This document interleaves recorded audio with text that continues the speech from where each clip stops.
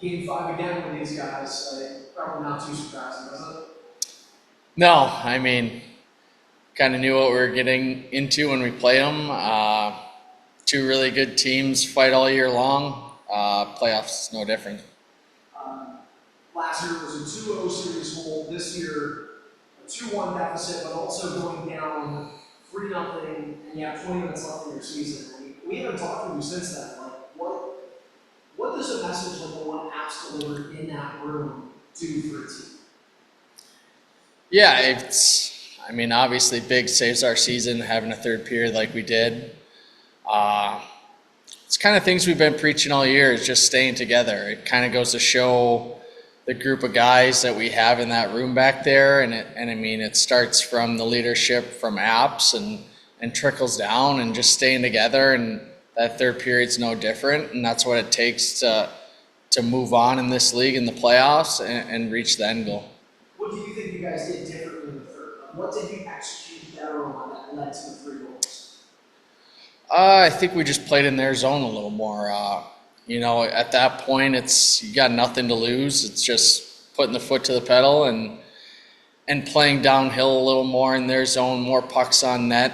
Um, but I mean, everybody believes we just had to get that one goal and kind of break it open a little bit and getting that first shift goal was big for us.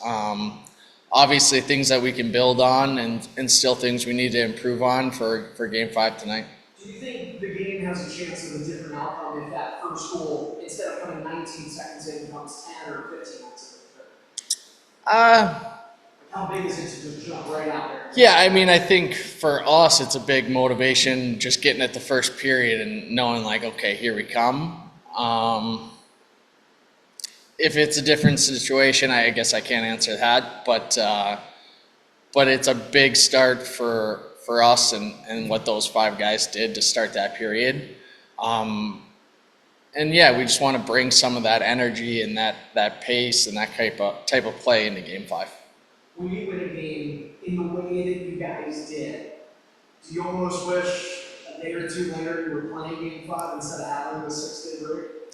We were talking about that the other day, and it kind of went back and forth. I mean, the schedule's a schedule. I think it was nice. You had a couple days where you could enjoy it and didn't have to be maybe so humbled right in the moment because you're playing the next day almost.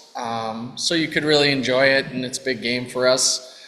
And then it kind of sets us to get into Game 5 and get into Game 5 mode all week. Obviously, the first couple days we had for the week, it's kind of just easing into it, and then it ramps up here later in the week and gets us ready for game time. The emotion after that overtime win, it's like something you would see if the team won the series. Just the elation you feel. So how do you quell it and sort of put it to bed because you didn't win the series yet, you got to win tonight? Right. Like I said, we took the time to enjoy it. I mean, that's saving our season. We get to fight another day. But we also know that you got to win one more, right? It comes down to Game 5. They're going to show up. They're obviously not happy with the outcome, and coming back into our building, they're going to be bringing their A game, and that's something that we have to know and we have to understand and bring in a right mindset for Game 5. You've been with the Amherst for a few seasons now. How have you seen this team grow in that time? Especially some of those younger guys, like you were here when the Murrays, the Lyles, the Ruseks were first-year players, second-year players. Now they're kind of almost the best of the team. Yeah, it's gone full circle for me. Seeing these guys just grow too. I think it's just everybody's so good and takes such ownership in this group. It's up and down the lineup. Whether you're a first-year guy, second-year guy, you see those guys really, really buy in and, like I said, take that ownership. And that's kind of why you get the results that we have here and what we're building and creating in Rochester. And that's how you get games like Game 4 comebacks and stuff like that. It's building that camaraderie in the locker room, but that's not built overnight either. That's core guys, that's new guys buying in, second-year guys taking more reign. So it just kind of goes what we're showing and doing that. Game 5 was sold out here. Is there excitement about that, especially having been here for that run last year? You know how that went.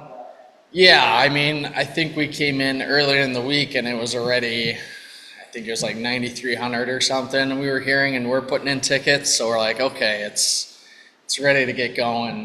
We obviously hear whiteout happening and all this stuff, so it's exciting, especially knowing the runs we had in years past and the crowds that we've gotten. And this town shows up. They treat us well. They're loud. It's a good place to have a game 5, and we need to get them involved early and keep them involved. So last year was obviously a great year. Then earlier this year, you were battling some injury problems. Seems to me that in your game making wasn't quite to the level that it has been. But the last couple of weeks, I think you're very close to back to what you were. Would you agree with all that? And if so, you feel you're at the top of your game right now? Yeah, like you said, kind of maybe battling at the end of last year and a little bit this early in the season. I kind of just sticking to the process as the classic answer, but I feel like this year for me personally, it's maybe not as years past of like individual and seeing where you want to take it. It's really been more about the group and where we can take this. I mean, I look at Murchie and just see the way that he does it too. And early in his career, he's won a cup too.